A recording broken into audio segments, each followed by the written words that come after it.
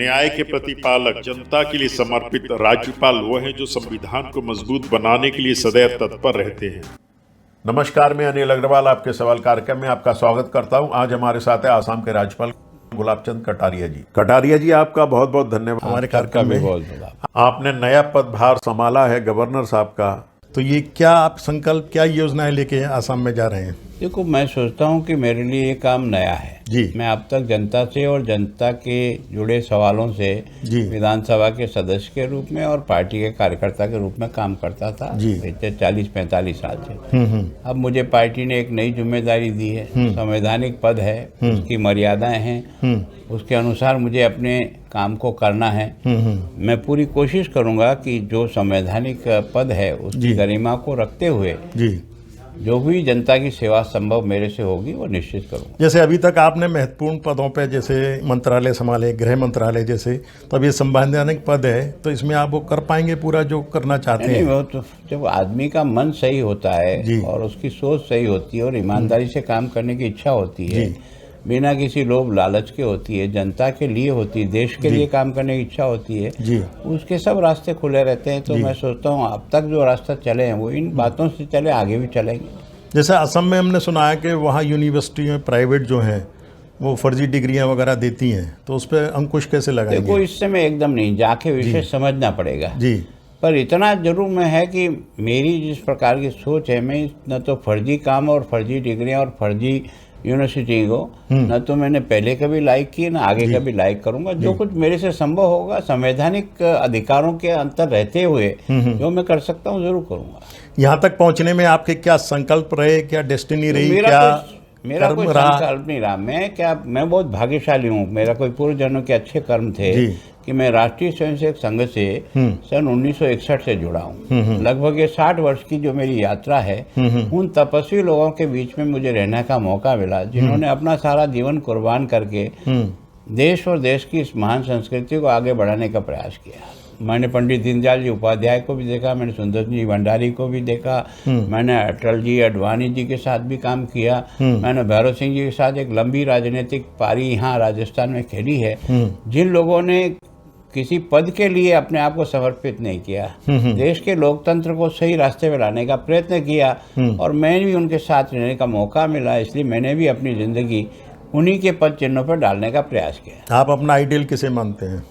मेरा तो संघ की दृष्टि से जयदेव पाठक मेरे जिला प्रचारक थे, जिन्होंने अपनी सारी पढ़ाई एमए सब करना, बीएड करने के बाद भी अपना घर छोड़ करके एक सन्यासी के रूप में अपना समय गुजारा और हम जैसे कार्यकर्ताओं को एक दिशा देने का प्रयास किया। उस आदमी की तपस्या, सादगी के कारण से जीवन में सीखने का मौका मिला कि एक आदमी बिना अपने शरीर पर किसी प्रकार खर्चा किए और संगठन के लिए भूखा प्यासा काम कर सकता है, देश के लिए काम करने के लिए घर छोड़ करके एक सन्यासी के रूप में आ सकता है। तो थोड़ा बहुत तो हम भी कर सकते हैं ग्रस्त में रहते हुए भी, तो उससे करने का प्रयास किया। जैसे ये राज्य का सर्वोच्च पद है, तो इसके बाद और क्या अभिलाषा है आपकी? हमारी कोई अभिलाषा नहीं, न पहले थी न आज है। कभी पार्टी के किसी व्यक्ति से किसी पद को मांगने नहीं गए। पार्टी ने जो जिम्मेदारी दी, छोटी दी या बड़ी दी, उसको पूरी ताकत के साथ पूरा करने का प्रयास किया। जैसे आप राजस्थान से आसाम जाएंगे तो मन में वहाँ को समझने में, वहाँ को जानने में, देखो मैं सोचता हूँ वहाँ की लैंग्वेज के बारे में थोड़ी प्रॉब्लम हमको आएगी क्योंकि हम उस एरिया से नहीं हैं। लेकिन मैं सोचता हूँ कि हम विधायक रहते हुए कई बार आसाम गए हैं, पार्टी के कार्यक्रमों में भी आसाम गए हैं, आसाम के लोगों से भी हमारा संपर्क और पार्टी की बैठकों में आता रहता है। तो मैं सोचता हूँ कि कुछ हम उनसे सीखेंगे, कुछ हम में कुछ होगी तो उनको सिखाने का प्रयास करेंगे। बाकी कोई संकल्प ऐसे जो आपके सपने अभी जो अधूरे रह गए हों? मेरे कोई संकल्प नहीं है। देश की सेवा करें, ईमानदारी से काम करें और अपने जो कार्यकर्ता हैं उनको भी इन्हीं गुणों की तरफ आगे बढ़ाने का प्रयत्न करें, ताकि मतलब इस देश को एक अच्छा, जिसका इतिहास और अतीत बहुत वैभवशाली रहा है, यहाँ के लोगों का बहुत ही समर्पण देश के लिए रहा है, हमने जियो और जीने के सिद्धांत को मान करके किया है, हम वसुदेव कुटुंब की बात करते हैं तो केवल और केवल शब्दों से नहीं, अपने जीवन और व्यवहार से करने का प्रयत्न करते हैं। तो जब ये सोचते चलते हैं तो सफलता तो ईश्वर देता है। जैसे राजनीति आज सिर्फ कहने सुनने में अच्छी नहीं है, मतलब पहले जो राजनीति में एक ये था कि कुछ कर्मठ कुछ देश भावना, कुछ त्याग की भावना हुआ करती थी। देखो, ऐसा बात नहीं है। आज भी अगर अच्छा नहीं होता नरेंद्र मोदी कहाँ से आता? इसका मतलब नरेंद्र मोदी अगर आया है तो किसी न किसी ने नरेंद्र मोदी को भी तैयार किया ना, तो हमको भी किसी ने तैयार किया। तो इस भारत में कोई ऐसा नहीं कि यहाँ कोई दिवाला निकल जाता है। यहाँ धरती पर कोई न कोई ऐसा व्यक्ति आ जाता है जो देश को सब प्रकार से उठा लेता है। उठापटक तो आती रहती है, गिरावट भी आती रहती है, उठने का भी बढ़ता है, पर समाप्त तो नहीं होता है, क्योंकि यहाँ कुछ अंकुर ऐसे हैं जो इस धरती में देश के लिए जीने का स्वभाव बनाते हैं। शिक्षा में कोई बदलाव की कोई नीति आप लाएंगे? तो मैं सोचता हूँ वो वहाँ की परिस्थितियों को समझे बिना पहले कुछ नहीं कह सकते। पर सामान्यतः मैं एक स्कूल टीचर के रूप में राजनीति में आया हूँ, तो मेरा रुचि का विषय है। बहुत बढ़िया। शिक्षा के आधार पर व्यक्ति बनता है और व्यक्ति संस्कारों से बनता है। केवल पढ़ाई करके कलेक्टर पैदा कर सकते हो, पर देशभक्त पैदा करने का काम भी अगर कलेक्टर के साथ होगा तो ज़्यादा अच्छा काम होगा। देश के युवाओं से आपकी क्या अपेक्षाएं रहती हैं?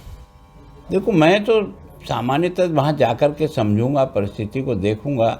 वहाँ काम करने वाले मेरे सारे साथी सहयोगी होंगे, उनसे भी प्रेरणा लूंगा। ऊपर से प्रधानमंत्री जी जैसा मजबूत आदमी, उनसे भी सीखने का प्रयास करूंगा। उनके समर्पण के साथ मैं भी अपने आप को मिलाने का प्रयास करूंगा। कुछ ऐसा क्रांतिकारी कदम उठाने का कोई विचार है ऐसा मन कुछ में? नहीं कह सकते, घोषणा नहीं, समय परिस्थितियाँ बताएगी क्या कर सकते हैं क्या नहीं कर सकते। देशवासियों के नाम कोई संदेश? देखो, एक ही देशवासियों से संदेश है कि लोकतंत्र को अगर मजबूत करना है तो लोगों को वोट की कीमत समझाना पड़ेगा। आंख बंद करके जातिवाद के आधार पर, दोस्ती के आधार पर, लालच के आधार पर वोट देना बंद करके राजनीतिक पार्टियों को तराजू में रख करके तोल करके देश हित में कौन सा है काम, ये सोच करके अगर वोट देने का अभ्यास सामान्य जनता में भी डलवाने का कोशिश करेंगे तो राजनीतिक ये जो लोगों को लुभाने के लिए झूठे वादे करके ठगने का धंधा करते हैं, ये धंधा बंद हो जाना चाहिए।